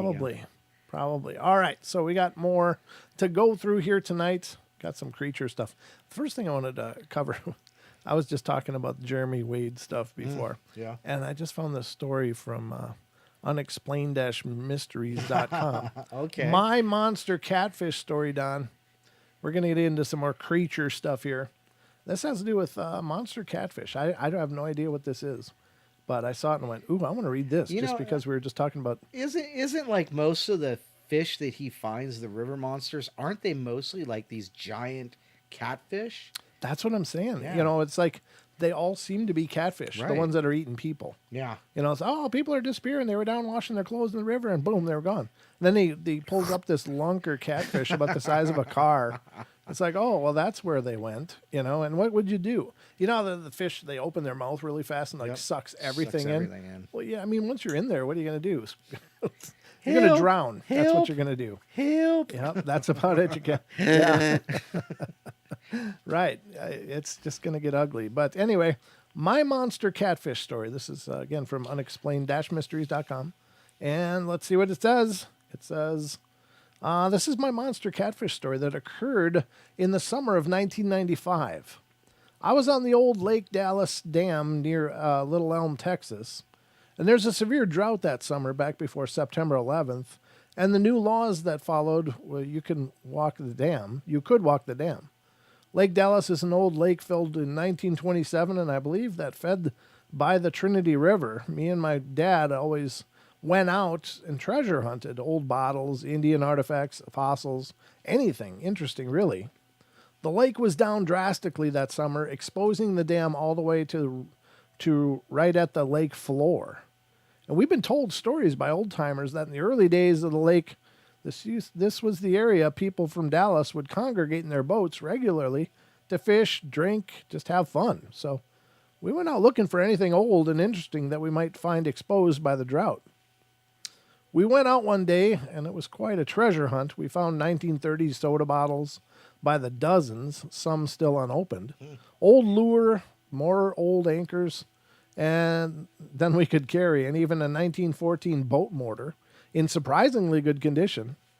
We had such a good time, we made plans to come back for the following weekend. Well, that next weekend, I couldn't have been more excited to see what we might discover this time. And it turned out surprised would be an understatement. I'd always heard stories of huge flathead catfish and enormous alligator gar in the lake, like anyone who grows up near an old lake in Texas does. My dad had reiterated stories to me told to him by his grandfather, who used to noodle for catfish in the Elm Fork of the Trinity River in Denton County back around the turn of the century. Apparently, one day, he stuck his arm in a hole and it grabbed by what he said was at least a 200-pound flathead catfish. It came out of the hole and drug him around for several minutes before drowning him and permanently and partially disabling and disfiguring his arm for life. Well, he didn't... He just drowned. It just said, nearly drowned. Nearly drowned him. Drowned, yeah, okay. And I, of course, believed them. It disfigured his arm for life.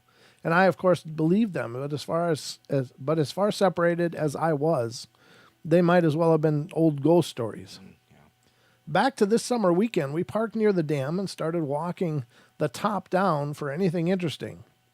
There had apparently been a small rain somewhere because the water was up a bit, just short of lapping at the base of the dam. But we had already walked about 2 minutes when I saw what from my vantage point, about 80 feet high, looks to be a dead human body washed up on the base of the dam. Well, I pointed out to my father, and we immediately started descending the dam to get a closer look. It's large boulders and somewhat difficult to traverse, but as I was making our way down, I became aware whatever this was monochromatic gray color and too large to be a human body. We couldn't take a path straight to it, but eventually made it to the bottom about 50 yards from the object. And as we started walking towards it, I realized what it was, and it was an enormous dead fish. And as we got up to it, I saw that it was a flathead catfish. And when I say enormous, I mean enormous. I mean truly enormous. Multiple times larger than any I or my father had ever seen before. It appeared to have been dead maybe a day or two. There didn't seem to be any damage to it, as I could see, no boat prop marks or anything. I can only assume it must have died of old age or something. It didn't stink, and it had not begun to decompose or bloat yet. And we were truly in shock at the size and decided to measure it the best we could. My father's shoe size is a size 11, was exactly 12 inches long, and he stepped off the width of the mouth. It was 28 inches wide. The widest point of the head was 2 or 3 inches wider than the mouth, so about 35 inches just behind the eyes, which I might add were the size of large saucers. The fish was oriented, The fish was oriented very stare, so my father stepped its length off, which it was just over 8 feet. But I guess small F something IJ should or turtles had taken the tail off all the way up to the flesh. If the tail was in proportion to other flathead I had caught, I estimate it would have been closer to 2 feet longer, if not missing. Small fish. Oh, okay, small fish. But I guess small fish should or turtles had eaten. Okay, so they'd eaten something had eaten the tail off, and it was about 2 feet shorter than it should have been at 8 feet. With the water up and not much to find, we headed home. We made plans to return the next day with a camera and a tape measure so we could tell this story and actually have people believe us. Well, that night we got the first real rain of the summer just north of us, and when we returned that following morning, the fish had risen probably 2 or 3 feet, and the fish was nowhere to be found. Well, I guess the water had risen, not the fish, but the fish was nowhere to be found. I guess it had further bloated in the 105-degree weather and had floated off with the risen water, so that meant no pictures were going to be had. It remains today one of the most vivid memories and exciting discoveries of my childhood. I wish we had gotten a picture. Too bad there weren't camera phones in '95. At least we tell the story, which I rarely do because it's usually met with skepticism. Me and my father at least have each other to corroborate it. And having since seen photos and read info on the giant Mekong catfish and big Welsh catfish and the gooch in India, you must be watching Jeremy Wade too, as well as other very large flathead that are caught in rivers on occasion, I have come to the estimate that with its length and absolutely huge girth in its belly, it must have been eating very well, and it must have weighed 450 to 500 pounds when alive, possibly even more. The belly on it must have weighed over 100 pounds alone. And I would, a few years later, watch a 98-pound blue cat get snagged and landed at the lake, Texoma Spillway, that you could, if used as bait to fish for the flathead with. You don't think of there being a man-eating size fish in a recreational lake in the middle of a 9 million person metroplex, but I swear, till the day I die, there is, or at least was. That was 25 years ago, and who knows if there's any giants like that left. I'm 6 foot and 195 pounds, and I know my shoulders are less than 28 inches wide. As a Christian, I'll swear any day on a stack of Bibles that every detail of this story is true. My father remembers the details of this story lockstep with me. Just thought this might be an interesting tale for y'all to read. Amazingly, this is not the most impressive encounter I've had of a giant aquatic animal growing up in North Texas. Maybe I'll tell that story another time. Thanks for reading my story. Hope you enjoyed it. Yeah, I thought that was wonderful. Man. And that just points to, what we talk about, the things that we in the ocean that we have not found yet. This is in lakes. Yeah. Yeah, this is freshwater. And this isn't like, where it's got, entire oceans to float around in. These are lakes. Right. And they get that big. Yes. You got to wonder how old that thing was. Yeah. I don't know how big a catfish grows each year, but if they're indeterminate growth, I mean, if they'll just continue to grow, if they have the food and the And the space. yeah, the space to grow, do they just continue to grow, and how much would they grow each year? But I mean, that could have been 100-year-old fish if they can live that long. You don't know. Yeah. That's just wow. That's the kind of thing you make a wish on or something. You Yeah, know? no doubt. So it's a wishing fish. It's like that movie Big Fish. Is it with Ewan McGregor? Have you seen that? Don't. No, I might have seen parts of it. Oh, okay. I think Elijah might have watched it. If that's a kid's story, is it? Well, yeah, it's not. It's Yeah. not. Yeah, it's not horrible. It's a good movie, but Okay. it was his father. He's telling the story. The son is telling the story of the father as he saw him, and he just described his father as a big fish in a small pond, and then one day after he dies, he takes him down to the river, and he becomes a big fish. Oh, I was thinking, that other one that's out. That's where the kid's turning into a Bigfoot. Huh? There's one where and the dad's already a Bigfoot. I've never seen that. Yeah, that's a funny one. It's computer animated, but it's pretty cute. Kind of cute anyway. Little different take on the whole Bigfoot phenomena, but if you like some Bigfoot, you might like that story. And as always, there's a guy trying to hunt him down, just like Harry and the Andersons. Yep. So anyway, that's big catfish. I think they are. I think that there's is a longer. big fish story. That's, It yeah. was this big. And you wouldn't even have a picture. That's too bad. Yeah. I would love to see what that looked like, and something for scale. But I'd even be nervous to walk up on it. It's like, is it still alive? Could it still suck me in? Poke it with a big stick. Yeah. I mean, like I said many times, I grew up in Minnesota, Right. along the banks of the Mississippi. And that used to be the thing we would do is walk the shores and find these big Poke things. puffy things that were bloated on the shore. And generally they were fish, but sometimes it'd be like a raccoon or something that had somehow drowned, or some other animal like that. And they just all get dead and yeah, bloated. and it was horrible because you'd take a stick, and it wouldn't have to be even really a sharp stick. It just have Just to go have right kind of a through it. point, and it's and they go down like balloons, and you're left with this smell that would make a ground like a boar puke. It's just a horrible rancid smell, and then the maggots just pour out Right. like an ocean of maggots. And then we used to take sticks and like get them in the mouth and put them back in the river so they'd go down river because they were so smelly. And then those maggots all turn into those black biting flies. So it's like, die. You know? No doubt. So, yeah, that's stories of my youth. As fun as that was, and I wouldn't have changed it for anything else. I really did like growing up down there. I feel like I have a closer relationship to nature because I grew out in the sticks. So anyway, that's the monster catfish story, but there's more, ladies and gentlemen. Wait, there's more. I just saw this on the sidebar of that story, and I kind of want to see it. Yeah. It says voice of something not human. And this, again, is from the same unexplained-mysteries.com.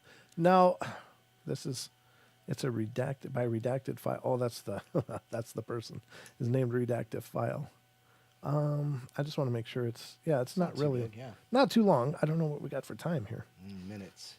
Oh yeah, we got minutes, but we did start late. So let's read this. Are you good with that? Yeah. Okay. Yeah. So this one is another story from that same site. And it's the voice of something not human. I have no idea what this is talking about, but since we're talking about, It was an eye catcher. yeah, I mean, look at that eye. Caught my eye. Yeah. All right. So we used to visit my grandparents in L.A. for Christmas growing up. The top floor bedroom of their L.A. home still housed the beds of my great-grandma and grandpa. My parents would stay in these beds, and then when we would visit for Christmas. The bed that was my great-grandfather's had the stain from the wax he would Wearing his hair. wear in his hair. Okay. I was like, I don't know if I want to read this. On the fabric cushion of the headboard. In his bed, no one could sleep in without feeling like someone was standing over you, watching you. I was home alone taking a shower in the upstairs bathroom and smelled old school pipe tobacco. That was not there. My grandfather used to take a Polaroid picture of the table set for Christmas dinner, often while listening to Sinatra. Oh, he had good taste. I love Sinatra. One time there was a large white mist floating above the table in the picture when it was developed. I used to wake up early in the morning and eat various leftovers while I would watch Saturday morning cartoons. One morning, shortly before Christmas, I tiptoed up the wooden steps from my room on the main level of the house to ask my father if I could eat something out of the fridge. I remember it being very dark in my parents' room, and I did not see my father in his bed as I peered through the banister. I walked back down to the main level of the house and towards the kitchen, past the front door, just before the kitchen, and got to the right of the study was the door to the long white hallway that led down to the lower level of the house that contained the laundry room, downstairs apartment, and door to the outdoor pool. That sounds like a great house. I opened the door facing the long hallway down. I mustered up the courage in my 10-year-old self to squeak out a high-pitched voice asking, "Dad, are you down there?" I instantly knew I was not alone. I felt an electric, tingly chill that was filled with a sense that I should not have asked that question, and that I should escape as quickly as possible. What I heard back gives me goosebumps to this day. I heard a terrible hissing and powerful voice, but also felt as if it was reverberating throughout my mind and my very soul. Wow. The voice said, "No." Scared does not cover what I felt. Primal, consciousness-altering, sheer terror would be more accurate. Slamming the door, I ran to my room, and then I slammed that door. I dove underneath the false safety of my covers, and I waited there for hours, wide awake, until my father entered the room, confused as to why I was not out already watching Transformers or G.I. Joe. I told him what had happened, and he talked me into following his downstairs so that I could see, that he could prove that no one else was in any closet or space. But who could have possibly done such a thing? This pointless act was equally as terrifying, as I was in no doubt about what had just occurred. Of course, we didn't find anything, so I was left confused and terrified with only questions. The feeling of dread and the certainty that we were not actually alone when we thought we were. Years later, when I was 17, my father admitted that when he was down there playing as a kid, he'd hear voices, but he couldn't understand what they were saying and hear people walking up and down the stairs that weren't there. I know what you're thinking. Someone was waiting downstairs in the closet all night to scare me, or maybe it was some walkie-talkie. The house had an alarm, which made a loud, audible beep throughout the house, so no one else got in and was attempting to hide downstairs. There were no baby monitors or other technology to use. A walkie-talkie would not have produced the perfectly echoing sound and not the feeling of terror I felt. Only someone who has experienced the electric chill of an experience with a ghost can understand the tangibility of that feeling. Lastly, and most importantly, even at that age, I know a human voice when I hear it, and this was not one. I heard the voice of something that was not human, maybe a demon or an angry ghost, but I still get chills this very day. Wow, folks. And, I just had an idea that maybe I could share something that might have sounded like that. Oh. What it might be like to hear a horrible sound like that. Gosh, that sound? That sound, Don. You remember that sound? Yeah, I know that sound. That sound is pretty horrifying. It still horrifies me to this day. Now, the sound I'm going to play for you folks, it's a sound that I stumbled upon years ago when I was going through the internets, and it was posted by a paranormal investigator. And this was a post. It's not mine. I have nothing to do with it. But I will tell you that this sound is about the most horrible sound I've ever heard recorded. And even to this day, I've heard it hundreds of times. It still makes me squirm. Let me see. Where would it be? So now this is the one where they were investigating for 3 or 4 days. Yep, this is the one. Nothing came up. No EVPs. Nothing on cameras. And then they decide to leave a recorder downstairs in the basement. Yep, going all night. Yeah, going all night. And around 3 o'clock in the morning is when they said this was recorded. 3:12 a.m. if I recall correctly. Yeah. And so that and not having any paranormal activity at all, through the 3 or 4 days that they were investigating, and then getting this. If this would have happened on like day one, I would not have stayed. I'd have been gone Johnson. See ya. Bye. Did you say Gone Johnson? Yeah, gone Johnson.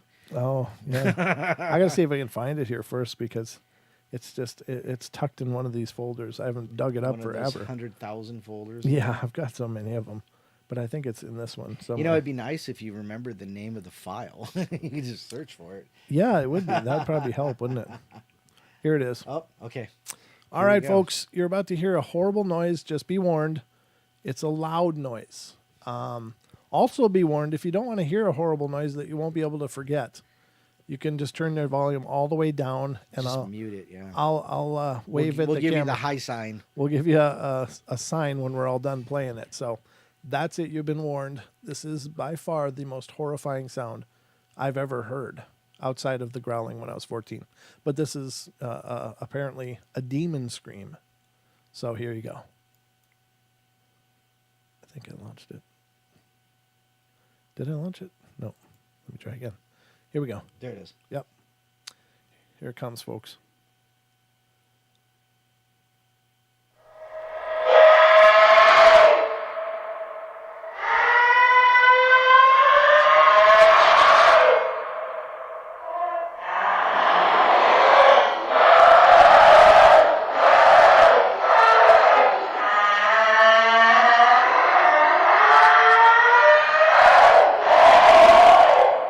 Oh my stars.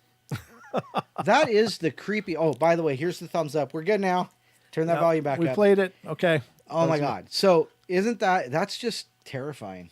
Yeah, Ken says it sounds like a bit like a koala. I will tell you, I've heard the koala screams and growls. They sound horrible too. Yeah. They do, but Especially when they're wet and mad. they got that real gurgly thing. Yeah. Yeah, they're horrible. But this was in a basement of a home. A home, yeah. Now, the reason the paranormal investigator was called was because the family kept getting woken up weekly during the night Right. from this screaming sound from the basement, and they were absolutely terrified. Now, when I hear that, I can tell you the only altering that's claimed to have been done on the tape was for them to just boost it a little bit in volume, Right. just so it really stuck out. But that's what the family was hearing in the dead of night. Now, I'm here to tell you, if I heard that in my basement, I'd be stacking things against the door and just calling it a day. But there you go. So Android Purity says, wow, that is so intense. So intense, I question the validity. He asks, is this from a trustworthy source? Well, I'll tell you, it's from a website of a paranormal investigator that had only like a couple hundred hits on it when I found it. I mean, it wasn't new then, so it had been out there for a while. I don't necessarily know anything about the person, so I can't speak to its authenticity. right. But if indeed the story is true, even if it's not real, it's still a horrifying sound. But if it's real, then that's absolutely mind-numbingly horrible. Because it's like anger, it's like pain, it's like frustration, it's rage Hatred. and hatred all rolled into one sound. And that's what I get hit with every time I hear it. It's just like, and I've listened to it hundreds of times, and I still don't think that will ever normalize for me.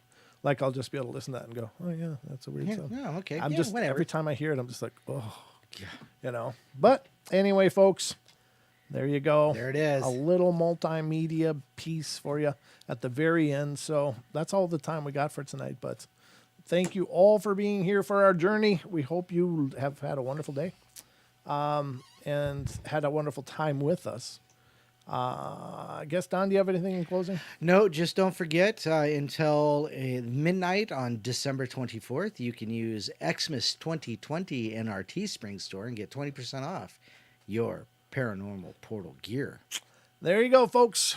All right. I know we're gearing up towards the holiday week, but remember, Deb will be coming on Friday and doing some psychic readings. And next Wednesday, Was there? is what I'm planning for doing another Paranormal Portal quiz show. Sure. Winners could win T-shirts. If you've already won, please don't play again, because we want everybody to get a turn to win something. But yeah, tune in for that. It'll be a lot of fun anyway. We'll give away some T-shirts, some stickers, and maybe a mug. We'll give away as much as we can because we love you guys and we want you guys to know that we are absolutely incredibly thankful for all that you all have done to make the show what it is and all that you're continuing to do to help us grow. So please share these out on social media. Please like, subscribe. If you're not already subscribed, please get subscribed and spread the word. Let other people know about the shows, about the Paranormal Portal. And that's all I got for you. That's it. All right, guys. We love you all. Look, the phone's disconnected by themselves. There you go. Right now, the phone's just connected all by themselves. How about that? Well, apparently the show's over, folks. I guess that's blows my mind because that's like Maybe that you got scared and ran away. That couldn't have been any more perfect timing. I mean, seriously, that's the weird stuff that happens here, folks. That I go, well, that's new. That's new. So I can't explain that. That's strange. I mean, it does disconnect. It's not like it's never disconnected. Right. But it was just like, that's it. That's it for the show. Boom, it disconnected. Wow. There you go, folks. Well, we love you all. Be good, be kind, be nice. Take care of each other. Help each other out. Find the magic in every day. And remember to laugh as much as you can. I'll be back tomorrow night with the Night Terrors. So I hope you'll join us then. Love, love, love, love, love you all. Good night. Good night.